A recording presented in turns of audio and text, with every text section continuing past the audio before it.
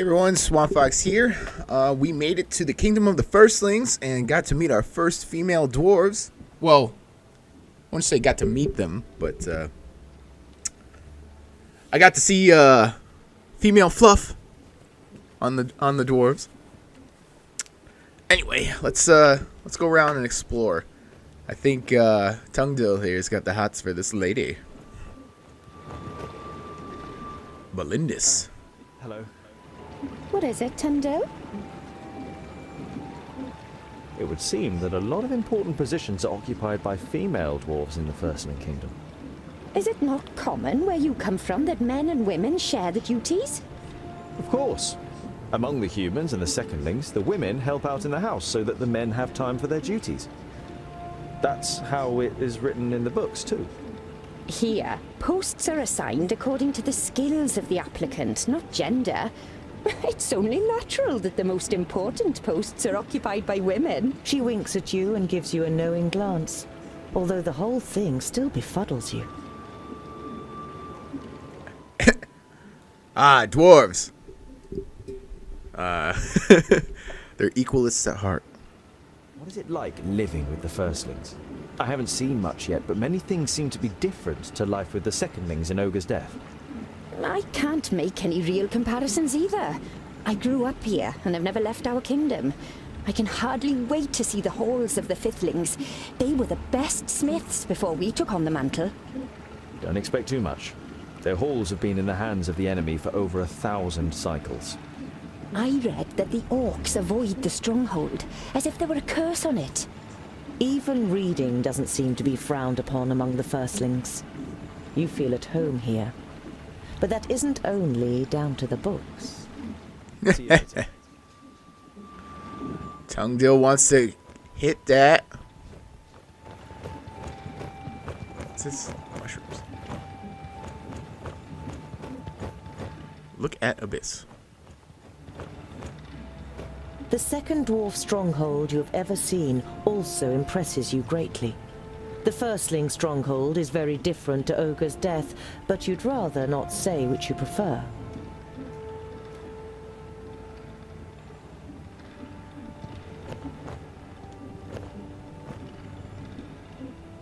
Ah, Tungdil. I was wondering when you would pay me a visit. I thank you, Angeroon. You appeared at the right moment. May I, ask why? It was down to you. Your speech about the responsibility I owe to my realm. Lot Yonan was a good teacher. Her face darkens when she thinks of her old companion. There are 100 reasons that Nodon deserves to die. That is why I went back to the secondlings and took another look through the books. I discovered a passage that said Keenfire can only take its effect against evil when it is wielded by a foe of the Undergrounders. A foe of the Undergrounders? It's going to be difficult to persuade an orc to help us. I didn't mean to eavesdrop, but I think I might have an answer to the problem. The Alpha are also your foes, aren't they? What the... Half human, half elf. My mother bequeathed me her gifts and her weapons. I got very little from my father, but his eyes are an advantage. Huh. She's half elf. How the fuck does that happen? We should keep your parentage secret, especially from Geralda. I'm in no doubt that the Alpha did terrible things to her. And I'm not keen on letting her kill me. If what Nomura told me earlier is true, this Geralda could be just as great a danger as Nodon. She could take control of generals or kings, maybe even me. You are aware of the danger, but you don't have the energy to think about it right now. You push the problem aside. Then that's agreed. We will keep Nomura's secret to ourselves. And you're sure that only a foe of the Undergrounders can use Keenfire? Anyone can use it like a normal axe, but only a foe of the Undergrounders can command its magical powers. I don't know much about her, but a half-elf should pass as a foe of all dwarves. All right then. You will wield Keenfire in the battle against Nodon. But we're going to have to make it first. You said it. The actress takes her leave with a little nod.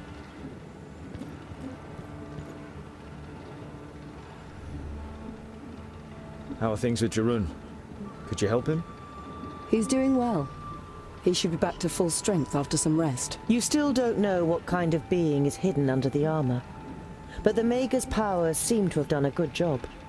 The Firstlings have offered to improve his armor, and when one of the best smiths in Girdlegard offers something like that, you should definitely take them up on it. How are you and your powers? You look a little exhausted. I won't lie to you. It has already been too long since I was in a place where I can draw new strength. My power is trickling away like water from a leaky pipe. Is that perhaps a way to weaken Nod on? No, I wouldn't count on that. Even if we could keep him away from the magical realms, the being that lives within him has given him unknown powers. How was Sinthras able to overcome your shield? Can Alfar use magic? No, certainly not. I don't know much about their people, but I think they have innate powers. Conjuring darkness, extinguishing fire, changing dreams. Little things that fill humans with fear and ensure the potency of terrifying legends about their people. Sinthrast used a trick, not a spell. We killed 2 Alfar near Sovereignstone. They had crystals on them which they had received from Nod On to protect them from the spells of the Magi. He must have used a stone like that. Take some rest. And I hope you'll still be here at dawn. The Maga gives you a reproachful look. Don't worry. We'll stand by you until this expedition has reached its destination. It feels good having the Maga and her companion at your side again. I don't know who I want to bring into like my final battle. I kind of want to try out Jarun because that guy is huge. I mean, look at him. I don't know what he's like though.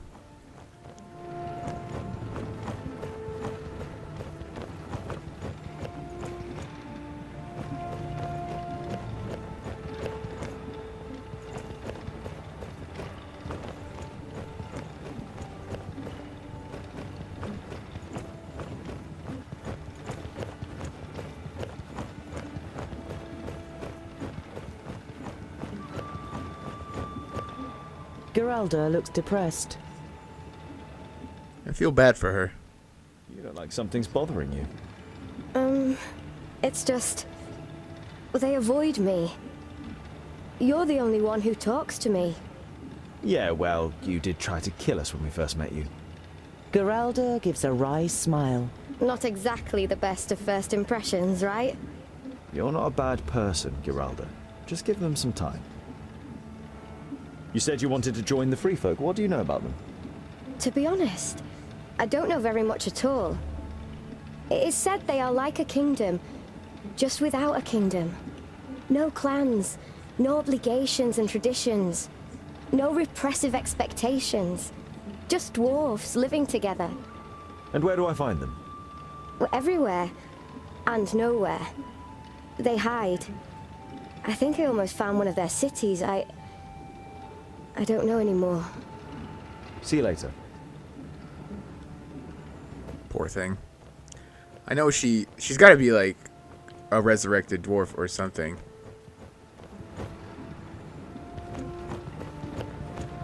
Are these my chambers? Nope. I like how dwarf flowers are mushrooms. This makes me happy. Can I walk past you? Nope. I think I like this kingdom the most. It's more dwarven engineering rather than like dwarf smithing. I really like the makeshift elevator there.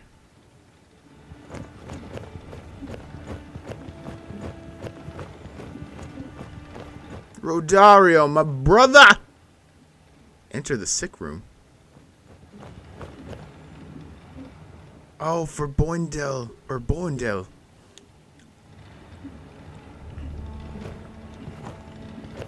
It is simply legendary. No, it is mythical. We definitely need a large theatre so we can convey the impression of this grandeur to the spectators. It's going to be difficult, but we'll manage it. But it will be more expensive. It would appear you like it here. Ha! Like it? It is fabulous. I almost feel like giving up. Not even the best of illusions could possibly imitate this. But say, what brings you to us, Tungdil? He has become incredibly invaluable. I love Rodario as a character. I don't know if I like him as a combat ally. But the fact that he had sex with that old mistress to get the bell, that was great. Why didn't you say that Nomura is half elf? If our spectators knew, they would run away screaming. So I'm sure you'll understand that we couldn't tell a group of armed dwarves either. How does that even happen? Admit that you don't know how you would have reacted if Nomura had revealed herself in Mifodania. Fear and hatred of the Alpha is deeply rooted. You already know her, Tungdil. She has skills, but her lineage does not determine how she thinks and acts. She is the love of my life, and I would go crazy if I were to lose her. Every step from here on is more dangerous than the last. Are you sure you want to continue on our journey with us? Of course. Every story needs an end. What kind of play would it be without a third act? There is no way I'm going to let Nomura ride into battle on her own. I will be there to assist her. And how is your new play coming along? Good, very good.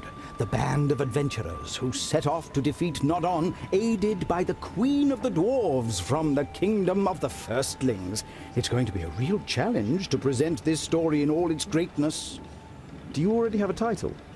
I haven't decided for sure yet, but at the moment I'm thinking along the lines of the heroic dwarves and their loyal companions who opposed Nodon despite all the challenges to destroy him and save Girdlegard.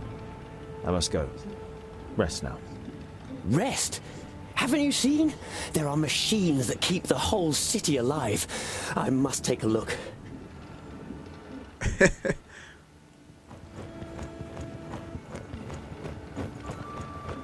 Well, let me check on the twins. Because Bowendahl took 2 friggin' arrows to his shoulders. He's like, oh, look, the dwarf city. And then, my back. I mean, he'll be fine, but I don't think he'll be swinging an axe anytime soon. Well, excuse me, a hammer. I like how his hammer is a crow's beak. That's not normally a dwarf weapon, like a beak.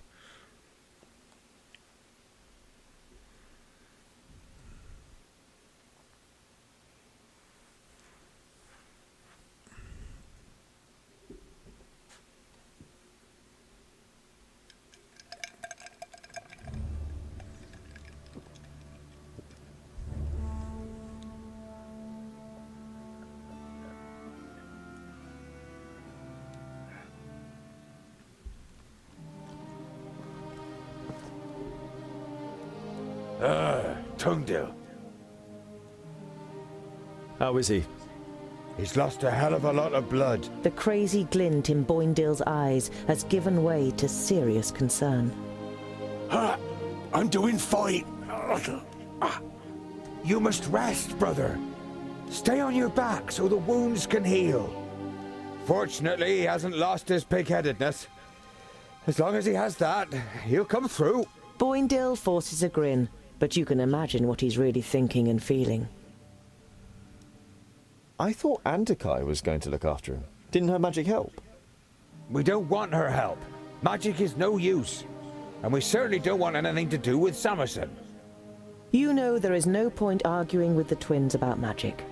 There is too much of a fine line between conviction and stubbornness.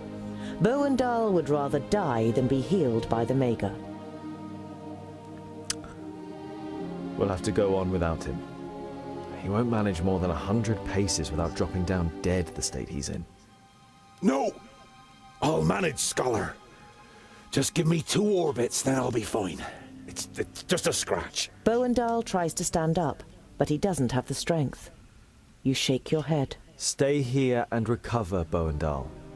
We'll meet you again in time for the big battle against Nodon. You have done your bit. But where one of us is, the other is too. It is the greatest deed that has ever been carried out by our people. Oh.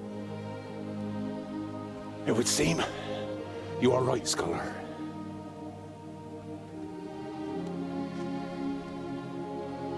We'll be separated for the first time in our lives. I will miss you by my side in battle. The first 100 runts will be for you. You will have to protect him and the others on your own now, brother. Don't take on too much, and rein in your frenzy. You must control your anger better than you usually do. Promise me. I promise. Tears run down the bearded cheeks of the two twins. They have never had to part like this before. This is sad. It's making me feel bad things. Stop it, game.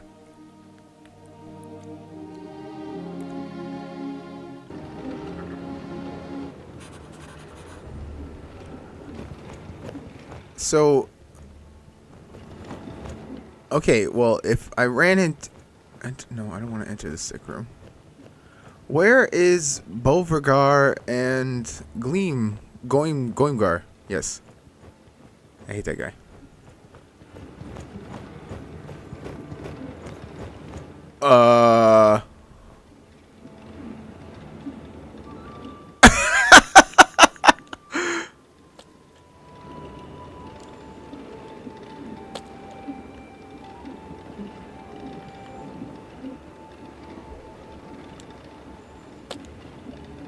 Okay, well, I'm gonna edit the... I have to redo everything I just did, and I will edit that out. But, pro tip, don't walk to that door. That is bugged.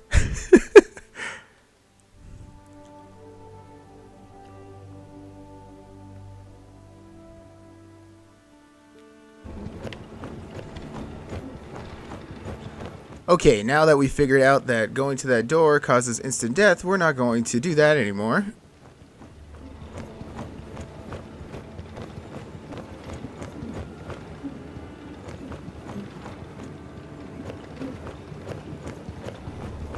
So I guess we can go to the throne room?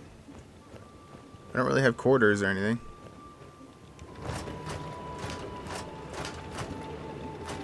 I've gathered all of the metal we need for Keenfire. I'm ready to depart. You nod and then look her solemnly in the eyes. Once we set off, stay in the background, keep out of fights, and avoid all danger. The female dwarf's expression darkens. Shall we engage in a trial fight, Mr. Dwarf? No, Bifracus. I know that female dwarves can fight. It's because of the axe. You're the only one who can forge it. If something happens to you, we won't be able to stop Nod on. The face of the smith relaxes, and then a smile appears on her lips. I can look after myself.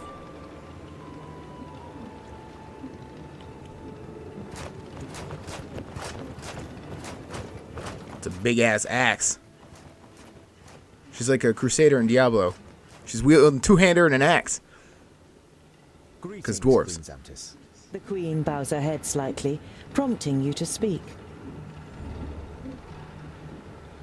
Please excuse me for asking, Your Highness, but how is it that a queen is sitting on the Firstling throne? The queen smiles. She has clearly been expecting the question. It began with an argument. My father valued my mother's advice, but disputed her ability to lead the kingdom. This frustrated her, and she demanded the chance to prove the contrary. In the end, they agreed that my mother would govern the Firstlings for 14 orbits. During this time, there was an attack by trolls, and my mother put them to flight with cunning and bravery. When my father demanded the throne again, she defied him, and the clans followed her. The other kingdoms were appalled and refused to receive my mother, but our kingdom saw that she was a good queen. And when she died 230 cycles ago, the people demanded that I should follow her onto the throne. Is everything ready for our journey to the Kingdom of the Fiftlings? We have provided wagons for you and your companions. Are your preparations complete? I think so. Yes. We are ready. The queen nods slowly. Rally your companions. I will march east with my host, but don't be misled. The fate of the perished land is in your hands, not mine. May you succeed and return unhurt. Vrakas be with you. Vrakas be with you.